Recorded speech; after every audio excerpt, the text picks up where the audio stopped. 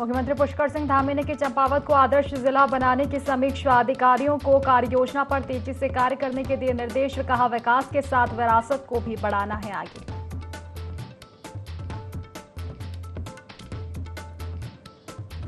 UP के उप मुख्यमंत्री ब्रजेश पाठक पहुंचे केदारनाथ। बद्रीनाथ परिवार संघ दर्शन कर लिया आशीर्वाद। तीर्थों पुरोहितों ने किया उप मुख्यमंत्री का स्वागत।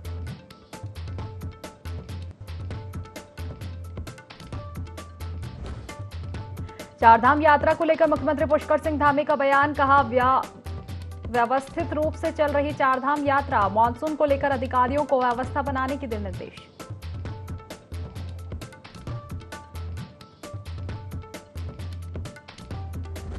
ज्योतिर्मठ परिसर में भक्तों ने आतिशबाजी कर किया मिष्ठान वितरण। जोशी मठ का नाम बदलने पर धर्मगुरु शंकराचार्य महाराज ने दी सीएम धामी को शुभकामनाएं। कहा, पौराणिक स्वरूप में आ गया ज्योतिर्मठ।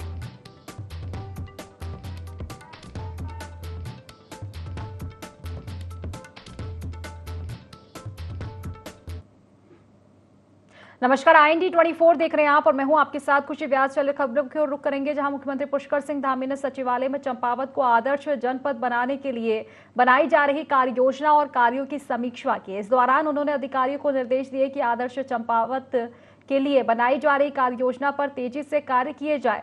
विकास के साथ विरासत को भी आगे बढ़ाना है। जनपद चंपावत में धार्मिक, आध्यात्मिक और साहसिक पर्यटन के क्षेत्र में अनेक संभावनाएं हैं। इसलिए श्रद्धालुओं और पर्यटक की सुविधा के लिए 3 से 4 दिन की यात्रा के लिए सर्किट बनाए जाएं।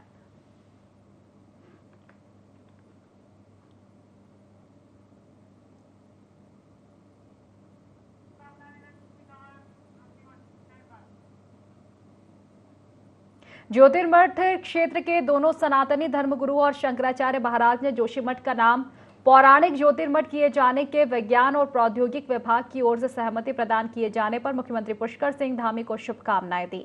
आपको बता दें कि क्षेत्र के धर्मगुरुओं, जनप्रतिनिधियों के साथ आम लोगों के हर्ष का माहौल बना हुआ है। वहीं ज्योतिर्मठ परिसर में पहुंचकर आतिशबाजी और मिष्ठान वितरण भी किया जा रहा है। शंकराचार्य स्वामी वासुदेवानंद सरस्वती महाराज ने हर्ष व्यक्त करते हुए कहा कि ज्योतिर्मठ अब सनातन धर्म नगरी की आस्था और पौराणिक स्वरूप में आ गया है।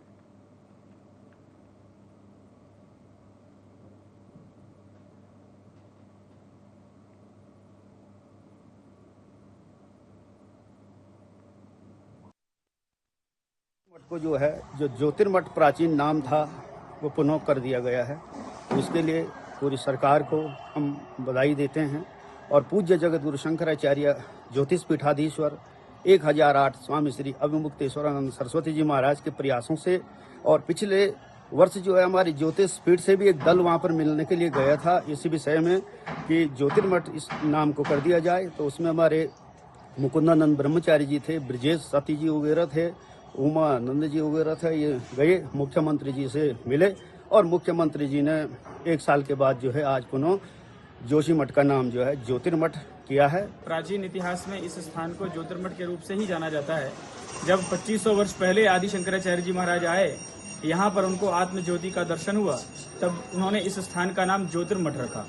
और ये 4 मठों में से उत्तर का मठ है, जिसको उत्तरामनाय ज्योतिर्मठ के रूप में जाना जाता है। सब लोग ज्योतिर्मठ के समस्त जनता, समस्त सनातनी और ज्योतिर्मठ में आस्था रखने वाले करोड़ों हिंदू ज्योतिष पीठ के शंकराचार्य जी महाराज को प्रणाम करते हुए उनके प्रति श्रद्धा समर्पित करते हैं। आदि गुरु शंकराचार्य द्वारा स्थापित ये नगरी, यहाँ पे उन्होंने तपस्या की थी।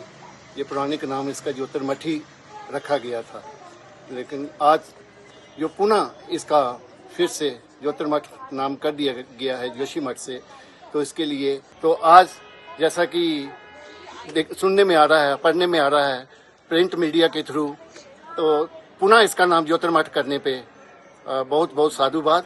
ये बड़ा हर्ष का विषय है कि ये ज्योतिर्मठ जो है, जोशीमठ से ज्योतिर्मठ जो रखा गया है, ये बहुत अच्छा विषय है। और इसके लिए हम पूज्य शंकराचार्य जी के प्रयासों से जो है मुख्यमंत्री जी ने और ये निर्णय लिया है, इसके लिए बहुत बहुत धन्यवाद के पात्र हैं।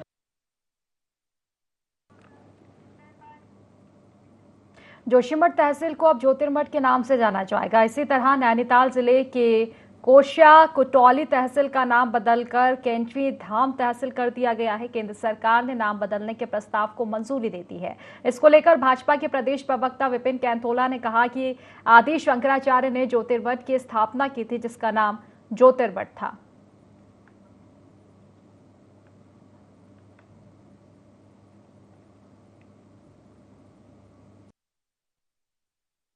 आदि शंकराचार्य जी ने जब ज्योतिर्मठ की स्थापना की थी तो उसका नाम तो पहले से ज्योतिर्मठ है।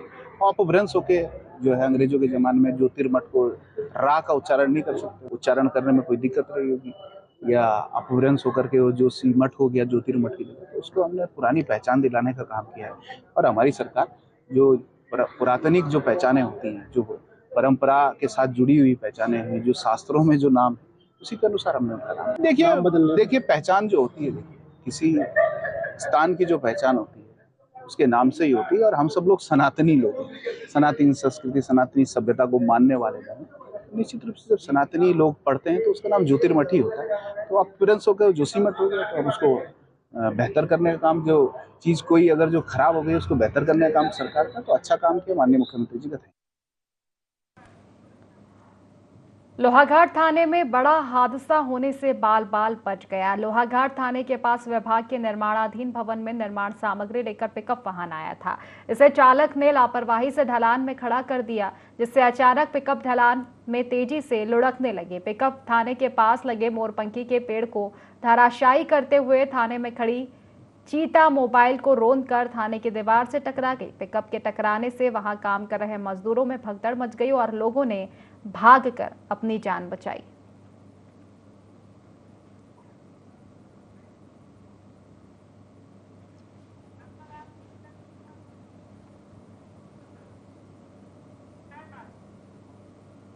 तो एक और भीषण गर्मी तो दूसरी ओर लगातार जंगलों की आग लगातार प्राकृतिक वन संपदा को भारी नुकसान पहुंचा रही है। छावनी परिषद चक्राता के आरक्षित वन क्षेत्र में भीषण आग लगने से बड़े पैमाने पर वन संपदा जलकर राख हो गई। आग को बुझाने के लिए सेना के जवानों और छावनी परिषद की जंगलात टीम द्वारा अभियान चलाकर कड़ी मशक्कत के बाद आग पर काबू पाया गया। छावनी परिषद चक्राता के चिरमिरी बीट के जंगल में लगी आग से काफी सारे छोटे पौधे और झाड़ियों साथ ही घास आदि का काफी नुकसान हुआ है। इसके चलते जंगली जानवरों और मवेशियों के लिए जंगल के भीतर चारा पत्ती का संकट पैदा हो गया है।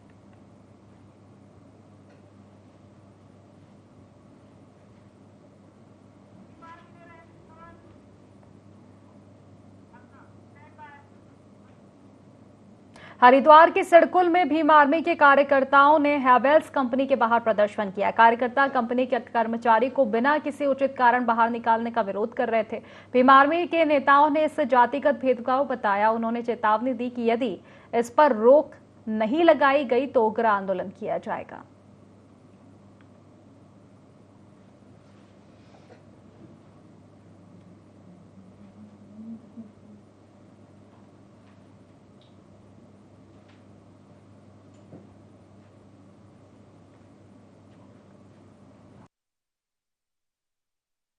कर्मचारी के द्वारा जातिगत आधार पर टारगेट करते हुए, क्योंकि सचिन लंबे समय से भीम आर्मी से जुड़ा हुआ है तो उसने भीम आर्मी भाई चंद्रशेखर जी के स्टेटस लगाए, तो उस आधार पर जो है उसने आगे कंपनी में उसकी शिकायत की, तो सचिन को कंपनी से निकाला गया था। कंपनी मैनेजमेंट के लोग और जो ठेकेदार के लोग हैं उन लोगों से प्रशासन के समक्ष बैठकर बात हुई है और मैं ये कहता हूँ कि ये आज मामला निर्णायक स्थिति में पहुंचा है, तो इसमें प्रशासन की अहम भूमिका है। जनपद रुद्रप्रयाग को पहले सामुदायिक भवन की सौगात मिल गई है। स्थानीय लोगों की आवश्यकता को समझते हुए जिला प्रशासन ने गुलाब राय मैदान में सामुदायिक भवन, अस्थायी पार्किंग और हाईटेक शौचालय का निर्माण कराया। विधायक रुद्रप्रयाग भरत सिंह चौधरी ने करीब 98.94 लाख की लागत से निर्मित सामुदायिक भवन, 2 हाईटेक शौचालय और वाहन पार्किंग का उद्घाटन कर जनता को समर्पित किया। आपको बता दें कि केदारनाथ और बद्रीनाथ धाम यात्रा पर देश विदेश से आने वाले श्रद्धालुओं को भी इससे बड़ी राहत मिलेगी।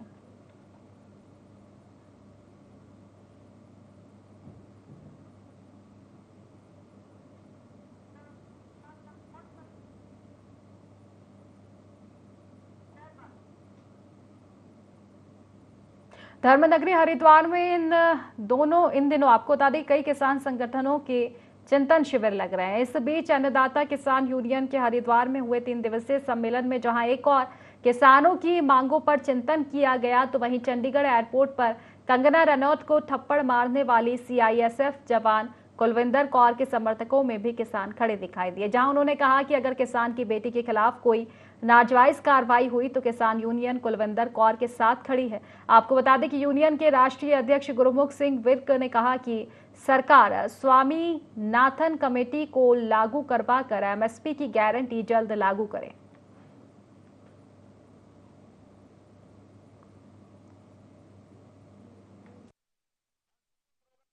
बेटी ने थप्पड़ मारा है, उसको हमारा पूरा सहयोग रहेगा, लेकिन उसके बाद कोई जाति ना हो, विभागीय कार्रवाई हो, उसमें हमें कोई समस्या नहीं है। कोई अनुचित कार्रवाई उसके ऊपर ना हो, इस बात का हम देखेंगे। और सबसे बड़ी बात यह है कि उसने जो भी वक्तव्य उसने भी गलत दिया था कि किसान की महिलाएं बेटियां 100-100 रुपये में बैठी हैं धरने पर, वो भी गलत था। थप्पड़ मारना वर्दी में वो भी गलत तो है, लेकिन फिर भी हम उसका समर्थन करेंगे क्योंकि वो उसने जो है गलत बात के लिए बात उठाई है। और ऐसी वीरांगना के लिए हमारा नमन है और जो भी उसकी मदद होगी वो हम करवाएंगे। विभागीय जांच के लिए हमारी कोई उसमें वो नहीं है, लेकिन हाँ पुलिस प्रशासन की तरफ हमारा ये रहेगा कि गलत धाराओं में उसके ऊपर मुकदमा न दर्ज हो और कोई उसके ऊपर कार्रवाई गलत न हो। हमारा जहाँ का जो शिविर है वो एमएसपी की गारंटी का, जो चीज़ हमने 13 महीने लगातार 750 किसान हमने शहीद कराई और उनको लिए जो हमने चीज़ हमने नहीं मांगी थी, 3 अध्यादेश कानून हमने मांगे नहीं थे, हमें थोप दिए गए। हम मांगने आए थे एमएसपी गारंटी का कानून बनवाने के लिए, वो हमारी मांग आज भी खड़ी है। जितने भी हमारे स्टेट हमारा संगठन है बिल्कुल तन मन धन के साथ उस बेटी के साथ खड़ा है जिसने उसके मुंह पर एक थप्पड़ जड़ा है। जो धारा लगाई है उसने, उस पर कोई दिक्कत नहीं है। जो सुर में चपेट मार सकती है वो धारे भी सह सकती है, मगर अगर उसके साथ कोई किसी की तरह का भी प्रशासन शासन ने उसके साथ किया तो पंजाब की जो है ना सरकार ईंट से ईंट खड़का देंगे, ईंट से ईंट, और उसके ऊपर कुछ नहीं होने देंगे, जो मर्जी हो जाए। चंपावत में गुरुवार को मुख्य शिक्षा अधिकारी कार्यालय के सभागार में विनोद कुमार की अध्यक्षता और जीवन चंद्र ओली के संचालन में federation of ministerial services association की बैठक आहूत की गई।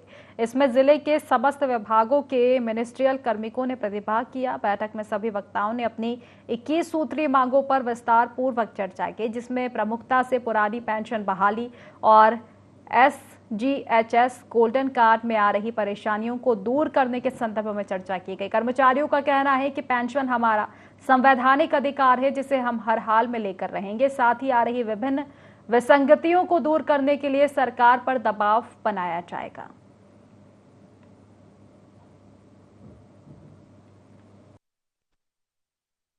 शिक्षा भवन के सभागार में मिनिस्ट्रियल फेडरेशन जनपद शाखा चंपावत द्वारा अपने द्विवार्षिक अधिवेशन और 21 सूत्री मांगों के संबंध में एक बैठक का आयोजन किया गया है।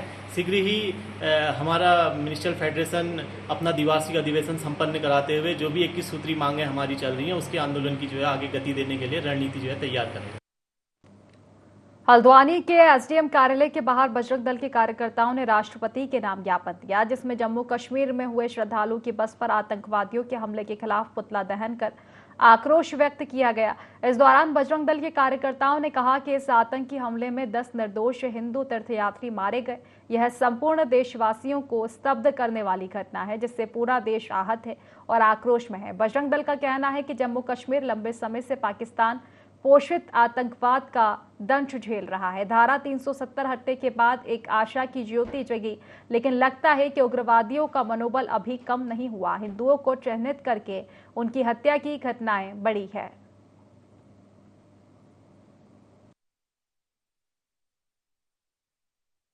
देवी को जो एक धार्मिक यात्रा जारी थी उस पर कुछ इस्लामिक जिहादियों द्वारा हमला किया गया, जिसमें कि 10 व्यक्ति जो है मृत्यु को प्राप्त हो गए हैं। तो उसके विरोध में आज हम एक पुतला दहन कर रहे हैं। वह एसडीएम साहब को एक ज्ञापन दे रहे हैं, जिसके थ्रू राष्ट्रपति महोदय से निवेदन करा जा रहा है कि इस टाइप की कट्टरवादियों पे, इस्लामिक जिहादियों पे कठोर से कठोर कार्रवाई करी जाए।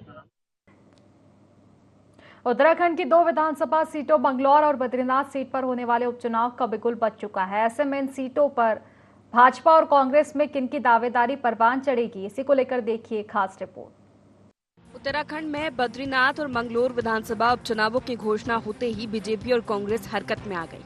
बीजेपी दोनों सीटें जीतकर विधायकों की संख्या 47 से 49 करना चाहती है, तो कांग्रेस भाजपा के लगातार बढ़ रहे विजय रथ को रोकना चाहती है। ऐसे में भारतीय जनता पार्टी और कांग्रेस दोनों ही दल अपनी अपनी जोर आजमाइश में लगे हुए हैं। भारतीय जनता पार्टी ने दोनों ही सीटों पर मजबूत प्रत्याशी उतारने को लेकर पर्यवेक्षकों की नियुक्ति कर दी और भाजपा ने मंगलोर विधानसभा सीट पर प्रदेश संगठन महामंत्री आदित्य कोठारी और राजपुर विधानसभा सीट से भाजपा विधायक खजान दास को जिम्मेदारी सौंपी।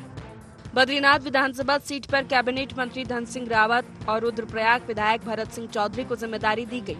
बात की जाए दावेदारों की, तो भारतीय जनता पार्टी और कांग्रेस में इन दोनों सीटों पर कई दावेदार हैं। मंगलोर विधानसभा सीट से कांग्रेस की तरफ से प्रबल दावेदार काजी निजामुद्दीन माने जा रहे हैं और संभावना भी ये बन रही है कि कांग्रेस पार्टी इस बार भी काजी निजामुद्दीन को ही मंगलोर विधानसभा सीट पर होने वाले चुनाव में मैदान में उतारेगी। इधर कांग्रेस भी प्रत्याशी के चयन को लेकर तैयारी में जुट गई है। कांग्रेस के प्रदेश प्रवक्ता शीशपाल सिंह बिष्ट का कहना है कि दोनों ही सीटों पर हमारे पास प्रबल दावेदार हैं और हमारी पार्टी इन दोनों ही सीटों पर मजबूत कैंडिडेट उतारेगी और कांग्रेस पार्टी दोनों ही सीटों को जीतने का काम करेगी। मंगलोर और बद्रीनाथ उपचुनाव की मांग हम लगातार कर रहे थे और जैसे ही देश में चुनाव की रणभेरी बजी थी, हमारा प्रतिनिधिमंडल राज्य के मुख्य निर्वाचन आयोग से मिला था और हमने तत्काल जो है लोकसभा चुनाव के बीच इन दोनों सीटों पर चुनाव कराने की मांग की थी, लेकिन किन्हीं कारणों से जो है विलंब से चुनाव की घोषणा हुई है। हमारी तैयारियां तो पहले से ही हैं और आप देख लीजिए मंगलोर विधानसभा में लोकसभा चुनाव में कांग्रेस पार्टी की लीड इतनी ज़्यादा है कि भाजपा के लिए कवर करना मुश्किल है। वहाँ पर हमारे जो है बहुत से जो है कांग्रेस जन प्रभावशाली हैं और चुनाव जीतने की क्षमता रखते हैं। पार्टी पैनल बनाएगी और राष्ट्रीय नेतृत्व को भेजेगी। कई कद्दावर जो है पार्टी कार्यकर्ता हैं जो चुनाव में भाजपा को हराने का जो है दम रखते हैं। निश्चित तौर पर पार्टी बहुत जल्दी जो है इस पर चिंतन मंथन करेगी और प्रत्याशियों का पैनल दोनों सीटों पर बना करके पार्टी नेतृत्व को भेजेगा और बहुत जल्दी जो है वहाँ पर प्रत्याशियों की घोषणा कर दी जाएगी। बद्रीनाथ विधानसभा सीट पर भाजपा की तरफ से प्रबल दावेदार राजेंद्र भंडारी को माना जा रहा है। भाजपा और कांग्रेस ने अपनी अपनी जीत के दावे करना भी शुरू कर दिए हैं। भाजपा के प्रदेश प्रवक्ता विपिन कैंथोला ने कहा है कि भाजपा संगठन वाली पार्टी है और हमारे संगठन ने दोनों ही सीटों पर पर्यवेक्षकों की तैनाती कर दी है।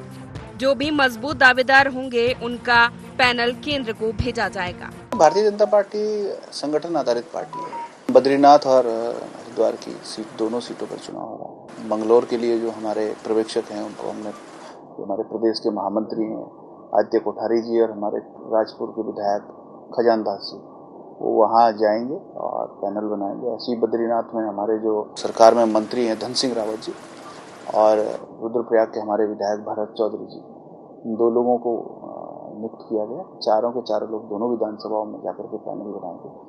वहाँ के प्रमुख कार्यकर्ताओं से पूछना, वहाँ के प्रदेश के रहने वाले पदाधिकारियों से पूछना, सबसे पूछ करके पैनल बनेंगे। दोनों की दोनों विधानसभा सीटों पर हम प्रत्याशी घोषित करेंगे और भारतीय जनता पार्टी भी उत्तराखंड आश्वस्त है कि दोनों की दोनों सीटें हम जीतेंगे और प्रचंड बहुमत से जीतेंगे। हम इसके प्रति आश्वस्त हैं। बद्रीनाथ और मंगलोर विधानसभा सीट पर होने वाले उपचुनाव में भाजपा और कांग्रेस दोनों ही दलों की साख दांव पर है। ऐसे में देखना दिलचस्प ये होगा कि दोनों ही विधानसभा सीटों पर किस पार्टी के प्रत्याशी मैदान में उतरते हैं। देहरादून से IND24 के लिए संवाददाता विनय सूद की रिपोर्ट। हरिद्वार में सोडा प्लांट पर छापा डालकर प्रशासन ने बड़ी तादाद में अमानक माल जब्त किया है। खाद्य सुरक्षा विभाग की टीम ने प्लांट से सोडा बोतलों के सैंपल लिए। आपको बता दें कि रोड़ी बेलवाला क्षेत्र में एक दुकान पर सोडे की बोतल में कचरा मिलने की शिकायत के बाद खाद्य सुरक्षा विभाग ने ये कार्रवाई की। संदिग्ध सोडा बोतलों को सीज कर जांच के लिए लैब भेजा गया। अधिकारियों का कहना है कि लैब की रिपोर्ट आने के बाद आगे की कार्रवाई की जाएगी।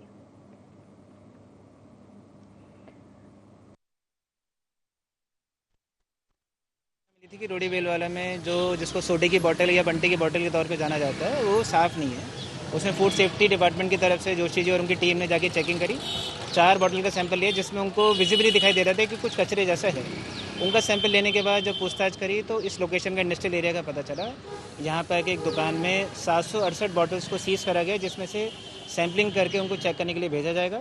सैंपल की चेक करने पर जो भी रिपोर्ट आती है उसके उपरांत तत्काल कार्रवाई करेगी। खबर लक्सर से है, जहां विभागीय आदेश पर अवैध खनन की जांच करने प्रतापपुर गांव पहुंचे लेखपाल को ग्राम प्रधान, उसके भाई, पिता ने अपने समर्थ के मिलकर दौड़ा दौड़ा कर पिटाई की थी। हल्का लेखपाल के दस्तावेज, उनके सोने की चेन और मोबाइल फोन छीन कर फरार हो गए। लक्सर पुलिस ने ग्राम प्रधान सहित अन्य लोगों के खिलाफ मुकदमा दर्ज कर लिया है। वहीं अब तहसील परिसर में लक्सर राजस्व लेखपाल आरोपियों की गिरफ्तारी को लेकर धरने पर बैठ गए हैं। इसके अलावा सभी कामकाज पूरी तरह से बंद कर दिए गए हैं।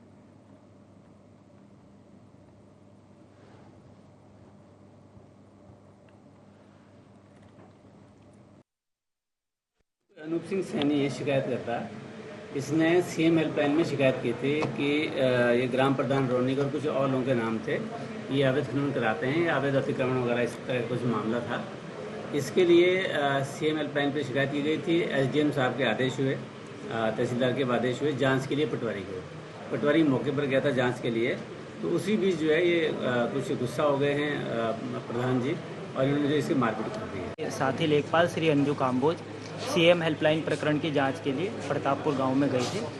वहां पर प्रधान जी से पूछताछ करने पर उनके द्वारा जो है हमारे जो पटवारी जी हैं उनके साथ अभद्रता की गई और विरोध करने पर उनके साथ मारपीट की गई।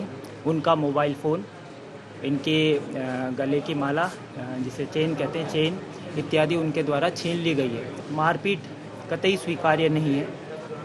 इसके विरोध में हमारा लेखपाल संघ एकजुट होकर खड़ा है और हम आरोपियों की शीघ्र गिरफ्तारी की मांग करते हैं। पीएम मोदी के तीसरे कार्यकाल की शुरुआत के साथ उत्तराखंड के विकास को और गति मिलेगी। सीएम पुष्कर सिंह धामी ने कहा कि राज्य की 9 विकास परियोजना पीएम मोदी की टॉप लिस्ट में है, जिन पर जल्द ही काम शुरू होगा। इसके साथ ही देहरादून हवाई अड्डे को अंतर्राष्ट्रीय हवाई अड्डा बनाना, पिथौरागढ़ हवाई अड्डे से भी अंतर्राष्ट्रीय फ्लाइट शुरू करवाना पीएम मोदी की प्राथमिकता होगी।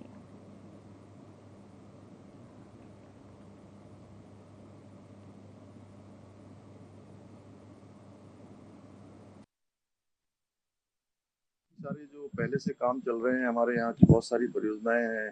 माननीय प्रधानमंत्री जी ने हमारे राज्य के 9 प्रमुख कामों को अपने 9 रत्नों में शामिल किया है, विकास के 9 रत्नों में शामिल किया है। उन सब पर मैं बात करूंगा और उनसे अनुरोध करूंगा जल्दी से जल्दी हो। इसी प्रकार से जो देहरादून से हमारी कई सारी हवाई सेवाएं और प्रारंभ होनी है, उसके लिए भी अनुरोध करूंगा। साथ में अंतर्राष्ट्रीय जो उड़ानें होनी है, तो उसमें हमारी औपचारिकताएं बची हैं, काठमांडू और इत्यादि जाने के लिए, क्योंकि इमिग्रेशन का खुलना है, उसके लिए भी मैंने अनुरोध किया है जल्दी से वो हो जाए।